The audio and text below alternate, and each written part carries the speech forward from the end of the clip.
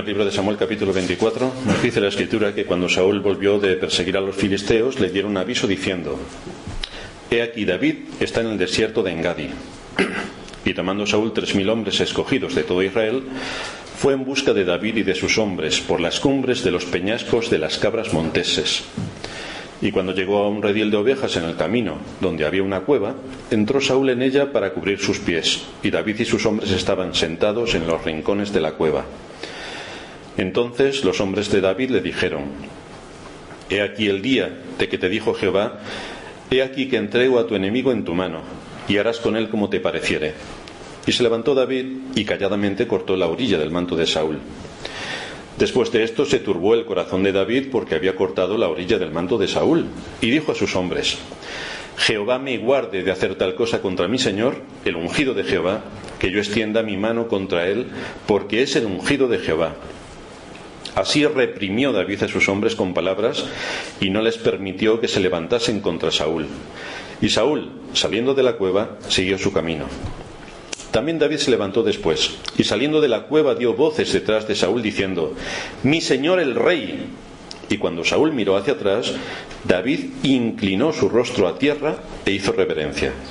Y dijo David a Saúl: ¿Por qué oyes las palabras de los que dicen: Mira que David procura tu mal?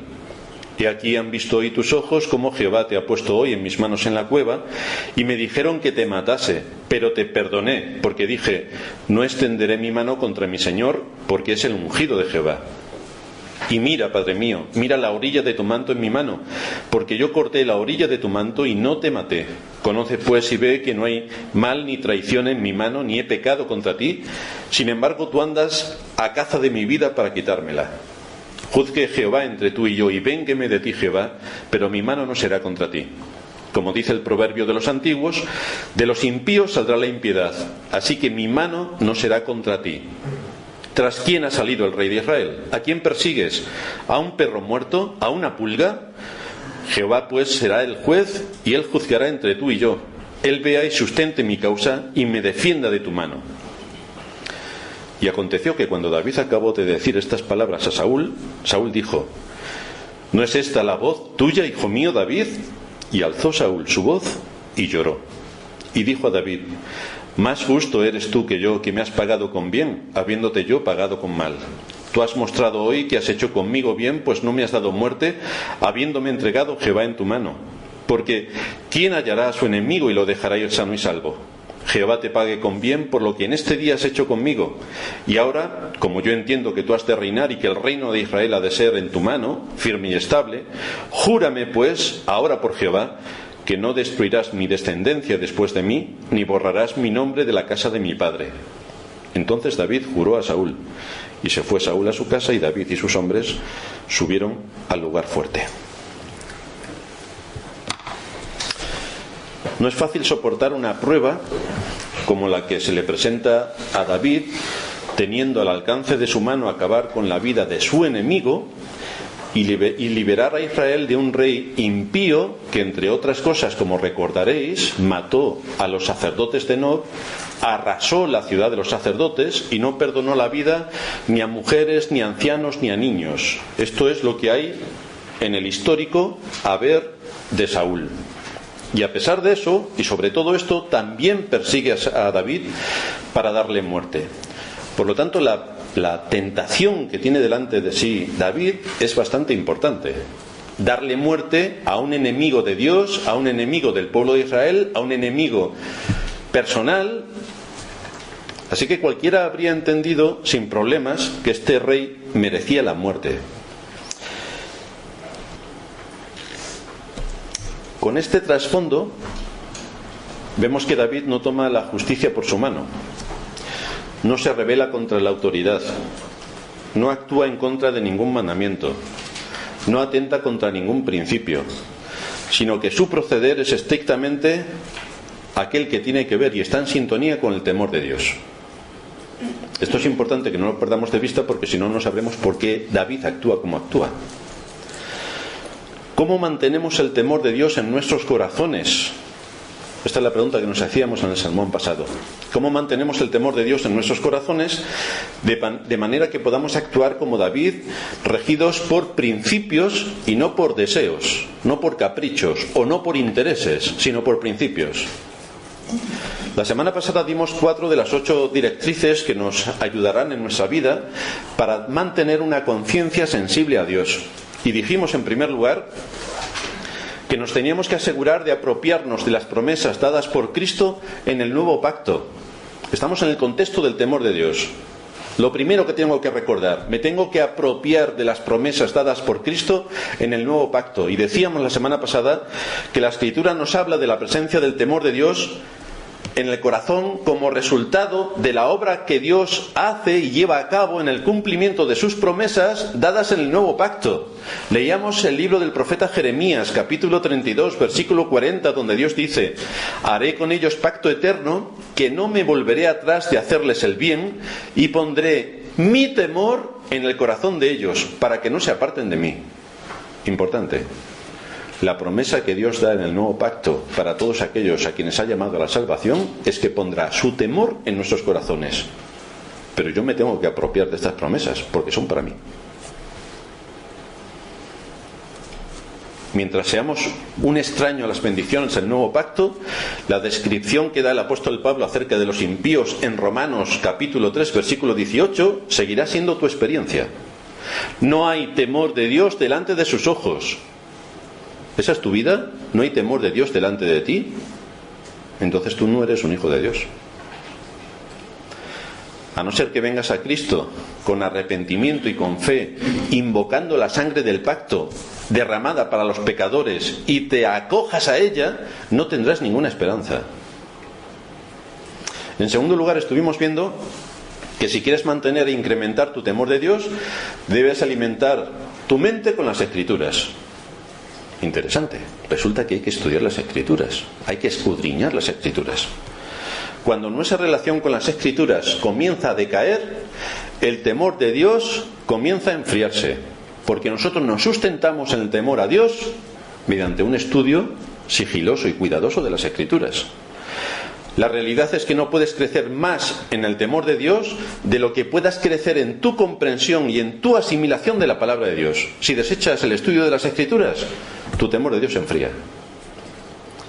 Así que cuando seas tentado a pasar por alto la disciplina que te lleva a someterte a la Escritura, a que medites en la Escritura, a que te apropies de las promesas de las Escrituras, recuerda que este declive es parte del sutil trabajo de Satanás para apartarte de la influencia santificadora del temor de Dios, porque va en conexión directa. En tercer lugar, estuvimos viendo: alimenta tu alma con la realidad del perdón de Dios.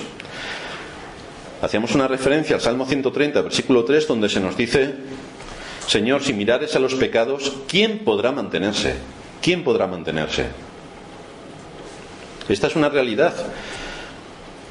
Si Dios tuviera que tener en cuenta cada pecado que hemos cometido y nos pusiera ante su presencia para que le demos cuenta de lo que hemos hecho, no podríamos mantenernos en pie. Pero después el salmista responde a su propia pregunta diciendo: pero en ti hay perdón para que seas reverenciado. Por lo tanto, está la voluntad de Dios para perdonar. Y esto debe hacer que tengamos conciencia de la realidad del temor de Dios. Un Dios que perdona a pecadores, un Dios que perdona a aquellos que han transgredido su ley. Por lo tanto, esto debe hacer que el temor de Dios se arraigue con firmeza en nuestros corazones. En cuarto lugar, estuvimos viendo la necesidad de alimentar nuestra alma con la grandeza y la majestad de Dios. Leíamos el texto de Apocalipsis capítulo 15, donde se nos dice que allí se canta el cántico de Moisés, siervo de Dios, y el cántico del Cordero, diciendo: grandes y maravillosas son tus obras, Señor Dios Todopoderoso, justos y verdaderos son tus caminos, Rey de los santos. ¿Quién no te temerá, oh Señor, y glorificará tu nombre? Pues solo tú eres santo, por lo cual todas las naciones vendrán y te adorarán, porque tus juicios se han manifestado. Así que aquí vemos al coro celestial que dice, al contemplar su grandeza, que es imposible que una criatura racional no tema a Dios. Esto es lo que ellos están cantando. Es imposible que una criatura racional no tema a Dios. Es imposible. Por eso se preguntan en el coro: ¿quién no te temerá, oh Señor? ¿Qué criatura racional no te temerá? El principio que debemos extraer como pueblo de Dios es que si quieres crecer en el temor de Dios y que tu conciencia sea sensible a sus mandatos, debes alimentar esa conciencia con la grandeza de Dios, el Dios creador, que por su voluntad hizo los cielos y la tierra, el Dios que llevó a cabo la obra de la creación, haciendo que de la nada tengamos todo lo que existe. Y ahora comenzamos con las otras 4 directrices que nos deben seguir ayudando, como a David le hicieron, a estar en sintonía con Dios y sometidos a su voluntad. ¿Por qué David actúa como actúa? Si no es porque mantiene esto fresco en su memoria y porque lo aplica directamente en las situaciones en las que les ha tocado vivir. Así que vamos a ver hoy, en quinto lugar, la necesidad que tenemos de traer ante nuestra conciencia la presencia de Dios. Muchos de los que viven en este mundo y muchos de los que se llaman cristianos piensan que Dios está allá arriba y ellos por aquí pueden hacer lo que quieran porque Dios no les ve. ¿Cómo se engañan? Dice el libro de Proverbios, capítulo 23, versículo 17: persevera en el temor de Jehová todo el tiempo. ¿Esto qué incluye? La palabra todo, no tenemos que irnos a Oxford a estudiar qué significa la palabra todo. Es todo. Estamos cada día realizando distintas actividades en nuestra casa, en el trabajo, en la universidad, en el instituto, en nuestro tiempo de ocio. Y es precisamente en medio de todas esas actividades, repito, en medio de todas esas actividades, cuando debemos cultivar la conciencia de la presencia de Dios. ¿Tú cultivas conscientemente la conciencia de la presencia de Dios que te está mirando? Un pasaje que expone muy bien cómo se hace esto es el Salmo 16, en el versículo 8. Allí nos dice David: a Jehová he puesto siempre delante de mí. Y si Jehová está siempre delante de ti, ¿tú vas a hacer lo que se te ocurre hacer según el deseo de tu corazón? ¿O vas a restringir el deseo de tu corazón por temor a Dios? ¿Qué vas a hacer? Es que mis padres no me ven. Ja, ja, ja, ja. No hace falta que tus padres te vean. Es que mi pastor no me ve. Ja, ja, ja, ja. ¿Nos da una risa? No hace falta que tu pastor te vea. El que te va a juzgar va a ser Dios.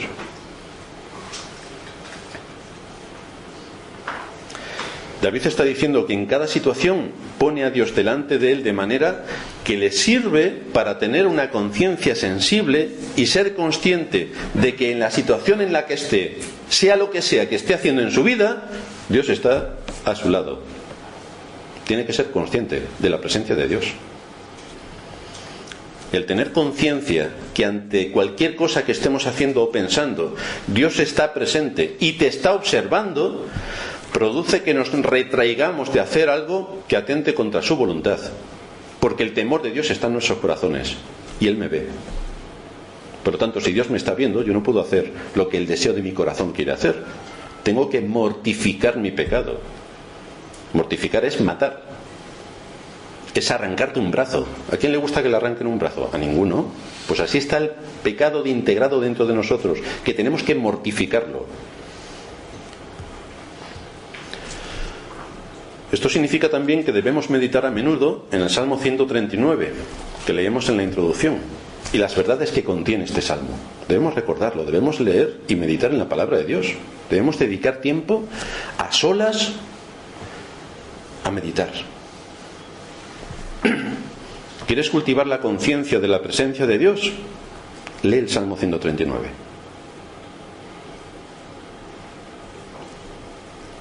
Dice David: ¿a dónde me iré de tu espíritu? ¿A dónde me iré? ¿Dónde me puedo esconder? ¿A dónde huiré de tu presencia? Para que no me veas y luego me acuses. ¿A dónde me iré? Si subiera a los cielos, allí estás tú. Y si en el Seol hiciere mi estrado, allí tú estás. Da igual dónde me vaya a esconder, no me puedo esconder de tu presencia. Estos versículos lo que hacen es captar el agudo sentido de David sobre la presencia de Dios. Es ese sentido el que le hace detener su mano cuando tiene al rey delante de él, tiene muchas razones para matarlo, lo puede matar y no lo hace.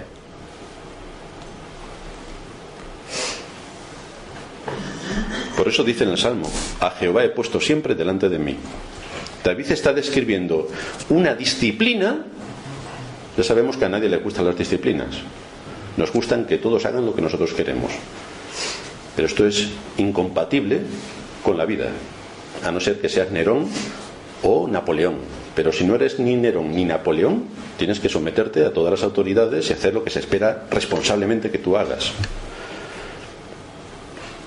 Así que, si a Jehová pones siempre delante de ti, lo que estarás haciendo es lo que David estaba haciendo. David está describiendo una disciplina que se convirtió en su hábito espiritual fijo. Esto es siempre así. Dios está siempre a mi lado.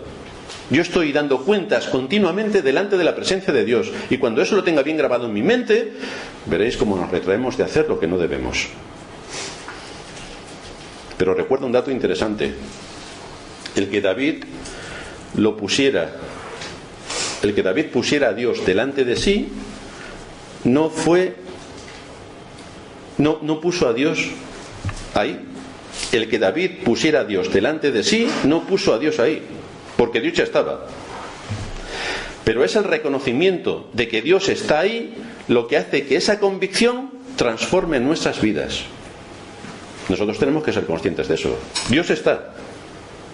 Lo aceptemos nosotros o no, pero nosotros tenemos que asegurarnos de que somos conscientes de que Dios está. Y entonces veréis cómo las cosas cambian en nuestra vida. En sexto lugar, tienes que ser responsable de tus obligaciones para con Dios. Resulta que hay obligaciones que tenemos que hacer. Efectivamente, bienvenido al mundo. Bienvenido. Debemos tener muy asumido que nuestra relación con Dios es la relación más importante que tenemos. Sí, por encima de nuestra esposa, de nuestro esposo, de nuestros hijos, de nuestro trabajo, la más importante es Dios. Esto significa que cuando tus deseos y pasiones te dicten un comportamiento contrario a la ley de Dios, debes someter tus deseos. Es que eso me cuesta mucho. Bienvenido de nuevo al mundo. Efectivamente, es así. Nos cuesta mucho someter a nuestros deseos, pero este es el mandato de la Escritura.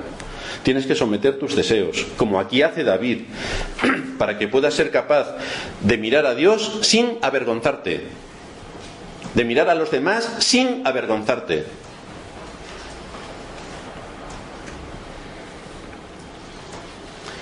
Las palabras de José se convertirán ahora en tus palabras, cuando en aquella tentación a la que la esposa de Potifar le llevó, él dijo: ¿cómo pues haría yo este gran mal y pecaría contra Dios? ¿Las palabras de José son tus palabras? ¿Son tus palabras? Si eres joven, puede llegar un tiempo en tu vida en el que las responsabilidades para con tus padres y en tu hogar te parezcan una pesada carga. ¡Uf! ¿Cuántas cosas tengo que hacer? Fijaos, tengo que llevar la basura, lavar los platos. No puedo más. Esto sobrepasa todo mi entendimiento. Madre mía la que te espera. No te lo imaginas. Pues es ahí donde tienes que recordar, en esa gran cantidad de responsabilidades que te sobrepasan por completo, porque eso yo te reconozco que a mí yo no podía dar abasto con tanto. Es ahí donde tienes que recordar que para mantener tu temor a Dios debes someterte a aquellas autoridades que Dios ha puesto sobre ti y contra quien tu malvado corazón estará continuamente en contra, porque esa es la respuesta de la naturaleza corrompida que llevamos dentro. Pero si eres cristiano y te sometes al temor del Señor, la autoridad que ha sido puesta sobre ti, que ahora son tus padres, tus profesores, tus pastores, y que el día de mañana serán tus jefes, los magistrados, ese temor te llevará a tener un espíritu en sintonía con Dios y serás de beneficio para ti y para los tuyos. Así que no olvides que no eres el centro del universo y que por tanto tienes siempre obligaciones que cumplir para con los demás. Y a los adultos nos pasa exactamente lo mismo. Tenemos responsabilidades que cumplir para con los demás. Tenemos cosas que hacer que se esperan razonablemente de nosotros. Cristo nos dio ejemplo. Cristo nos dio ejemplo. Dejó su trono de gloria para venir a morir por pecadores, por nosotros. Por lo tanto, si eres adulto, puede llegar un tiempo donde la providencia traiga sobre ti una pesada losa en cuanto a tu salud, en cuanto a la situación económica, en cuanto a aflicciones de diverso tipo. Pero debes recordar que aún en medio de todas esas situaciones tampoco eres el centro del universo. No, tus responsabilidades siguen estando en vigor. Si las dejas de cumplir, lo que muestras es un espíritu egoísta que solamente piensa en sí mismo y se hace la víctima. Entonces tus responsabilidades no te eximen cuando estés pasando por diversas situaciones en las que pones todo aquello encima para quitar lo que tienes que hacer. Si no tienes conciencia de tus obligaciones hacia Dios, es que no hay temor de Dios en ti. Y por tanto es bastante difícil entender que seas cristiano, porque el temor a Dios es la base principal del carácter cristiano. La base principal.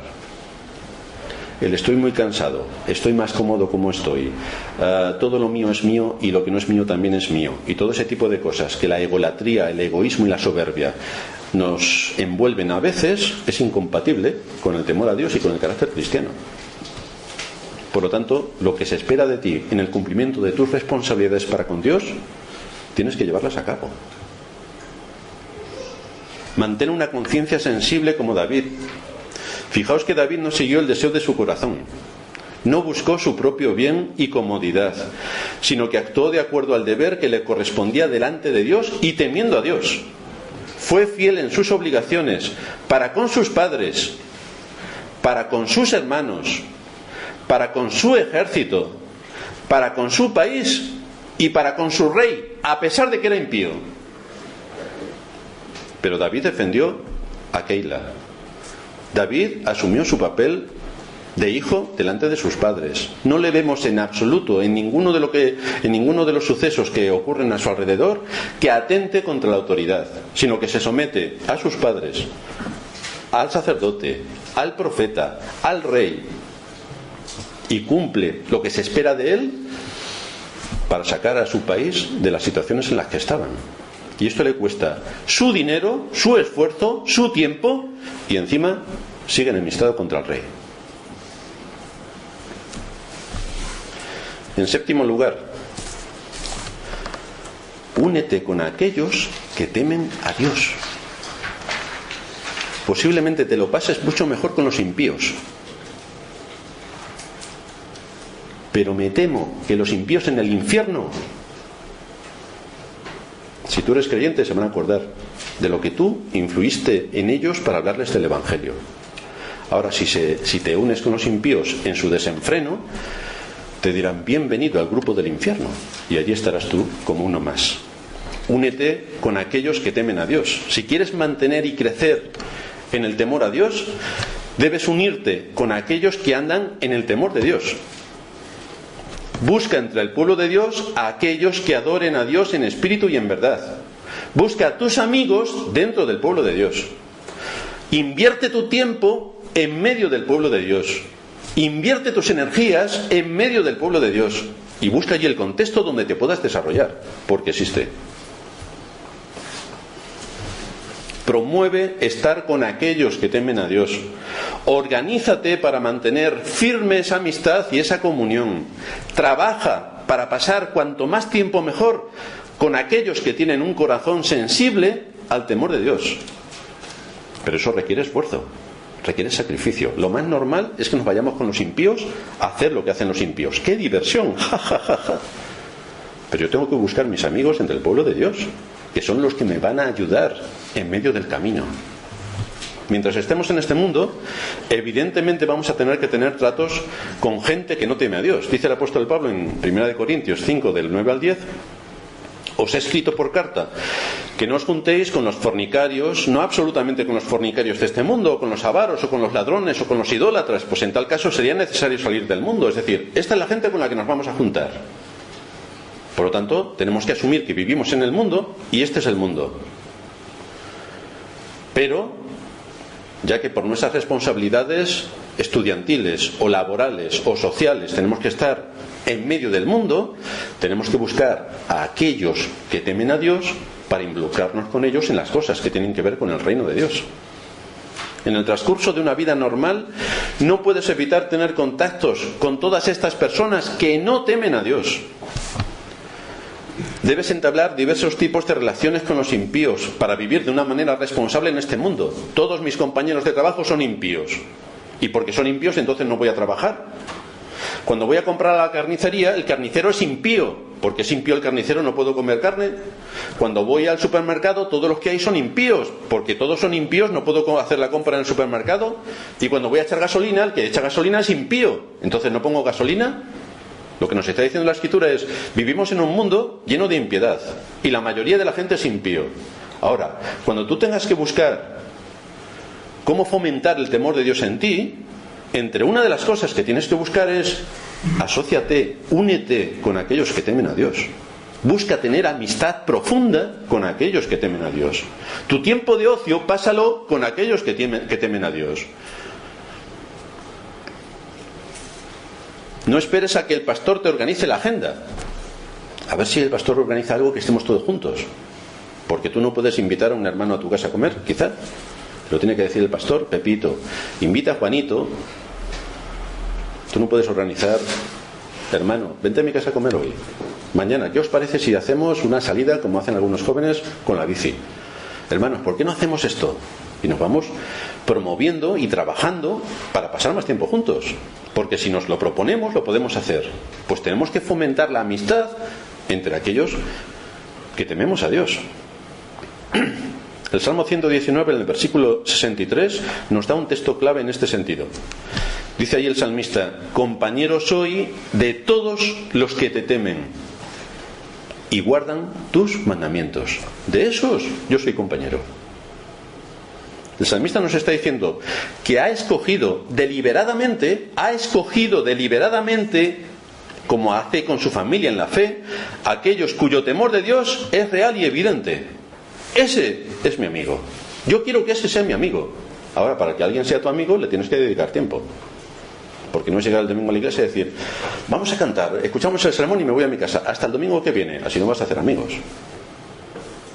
Busca las oportunidades y el tiempo para relacionarte con aquellos que tienen el temor de Dios en sus corazones. Y verás cómo tú eres edificado. Pero esfuérzate en promover situaciones en las que puedas pasar tiempo con otros hermanos. ¿Cuántas veces has invitado a otros hermanos a tu casa a comer, por ejemplo? ¿Cuántas veces has invitado a tu pastor a comer a tu casa, por ejemplo? Y si empiezas a tirar del hilo, verás que a lo mejor hay que esforzarse un poquito más. Porque con los impíos rápidamente se nos van los deseos. Y resulta que con el pueblo de Dios...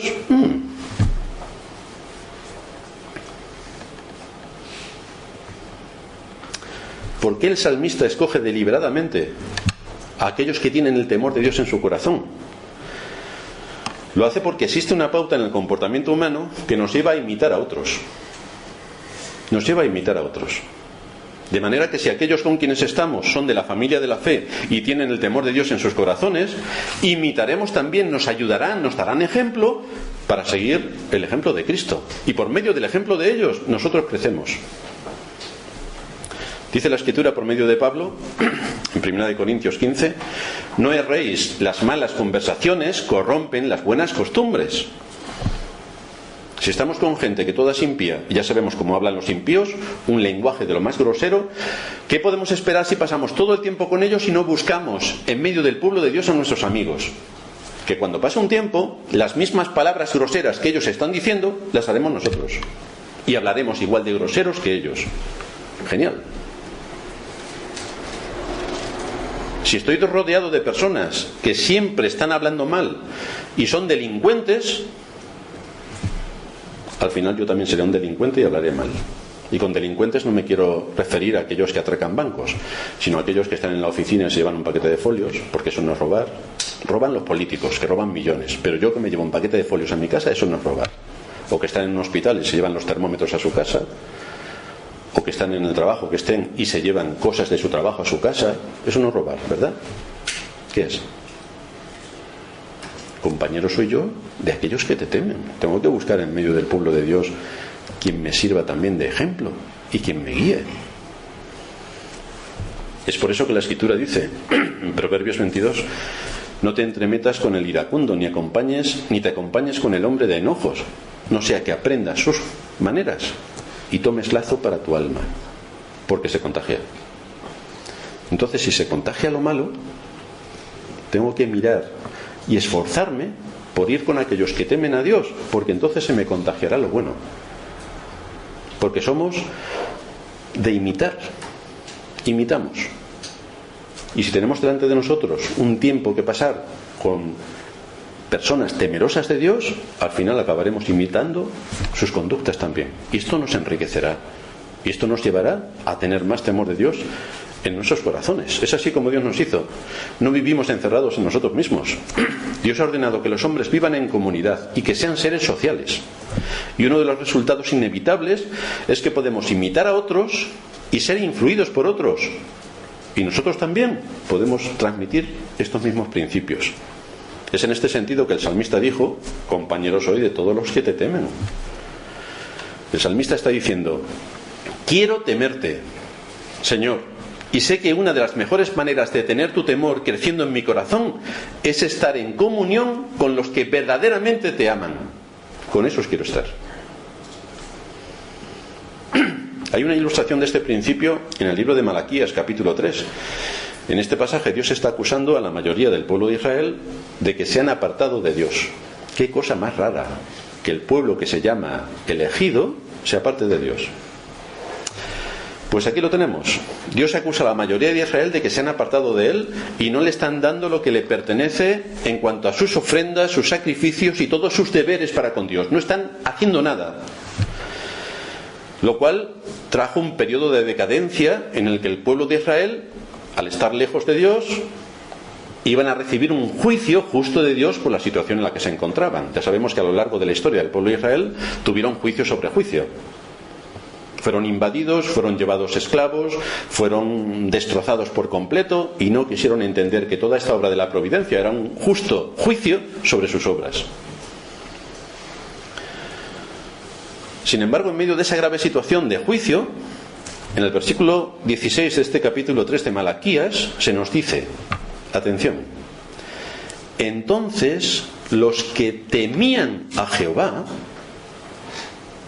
había en medio de tan gran desolación y corrupción algunos que temían a Jehová.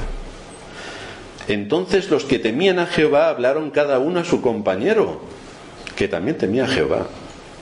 Y Jehová escuchó y oyó, y fue escrito el libro de memoria delante de él para los que temen a Jehová y para los que piensan en su nombre. Dios siempre ha preservado a un pueblo y se evidencia en que asume sus responsabilidades, se junta con aquellos que también tienen temor de Dios, unen sus fuerzas y están dispuestos a combatir al enemigo. Y generalmente el enemigo dentro de Israel era el propio Israel, y dentro de la iglesia es la propia iglesia, porque ya sabemos que la iglesia en general está completamente podrida, y está podrida porque los que forman parte de la iglesia en general no son creyentes. Por eso está la iglesia como está. Pero Dios siempre se reserva un remanente. Aquí vemos una descripción de este remanente, ese núcleo del verdadero Israel, que está escrito como los que temían a Jehová y pensaban en su nombre. A pesar de que estaban en minoría, se dieron cuenta de que necesitaban mantenerse entre ellos fundamentados en el temor de Dios, buscándose unos a otros para centrarse en aquellos que realmente participaban del temor de Dios. Se buscaron quienes tenían temor de Dios en sus corazones. Necesitaban estar juntos en medio de ese ambiente de decadencia espiritual y de corrupción. Los juicios de Dios habían sido pronunciados. La decadencia en el país estaba por todas partes, pero aquellos que temían a Dios se ponían juntos y se animaban unos a otros en el temor de Dios en medio de esa corrupción espiritual tan brutal que sufría el país en aquella época. Así que si deseas crecer en el temor de Dios, debes unirte con aquellos que andan en su temor. No dice que debes unirte con aquellos que satisfagan tus deseos necios y carnales. Es lo más divertido. Si quieres ir al infierno, desde luego es lo más divertido. No dice que escuches al impío y sigas sus caminos. Ningún cristiano crece y desarrolla las gracias del Espíritu en ese ambiente, fomentando el tiempo de ocio y el contacto con otros en un ambiente impío. No lo hagas. No lo hagas. Si no conoces, ves y sientes cuánto necesitas a tus hermanos y buscar entre tus hermanos aquellos que tengan temor de Dios en sus corazones, es que estás muy lejos de Dios y de su voluntad. Estás muy lejos. Porque prefieres la compañía de los impíos antes que la de tus hermanos, en los cuales debes buscar a tus amigos. No todos los hermanos tienen por qué ser tus amigos, pero de entre todos los hermanos, busca a tus amigos. Búscalos porque allí están. Búscalos. Pasa tiempo con ellos.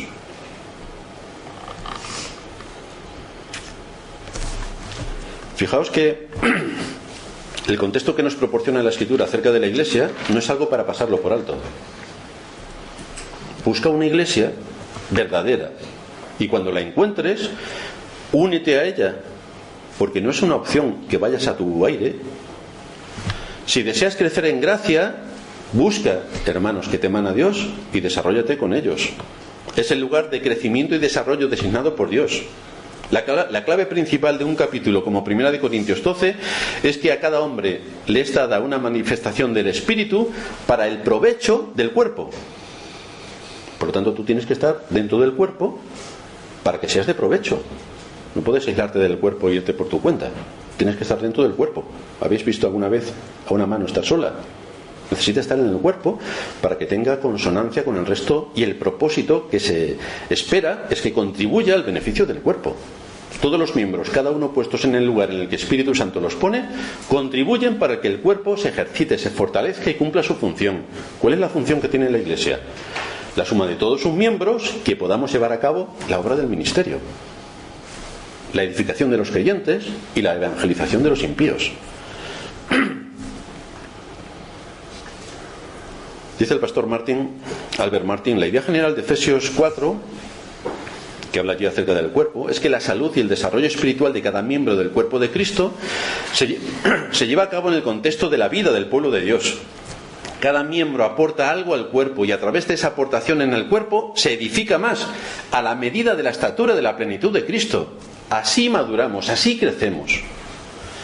Y sigue diciendo, lamentablemente muchos cristianos de hoy se relacionan con el pueblo de Dios y con la Iglesia de la misma manera que la gente del mundo se relaciona en las llamadas parejas de hecho. No se casan, son parejas de hecho, y muchos se relacionan con la Iglesia de esa misma manera. Se acepta, dice el pastor Martin, se acepta para las parejas que conviven fuera de los vínculos del matrimonio designar su relación como de compañeros. En las generaciones pasadas, esta práctica era vista como inmoral y vergonzosa, pero ahora se ha convertido en algo aceptable, hasta el punto de que muchos aún piensan que la institución del matrimonio es innecesaria y está desfasada, como todo el mundo sabe. Pero una de las cosas terribles de la relación de pareja, de hecho, es la filosofía que hay detrás de ella. Lo admitan o no, la mayoría de la gente que entra en este tipo de relación lo hace con el deseo de tener los privilegios del matrimonio sin ninguna responsabilidad.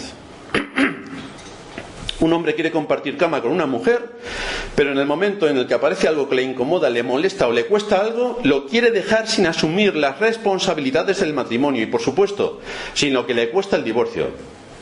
Entonces, lo mejor es pareja de hecho. Cuando no me interese, hasta luego y ahí te quedas.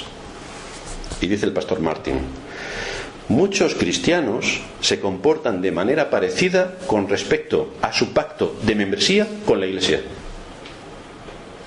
Ellos quieren tener todos los privilegios de la membresía de una iglesia: el compañerismo con el pueblo de Dios, un sólido ministerio de la palabra, un ambiente donde Dios sea exaltado y ellos sean verdaderamente amados y aceptados.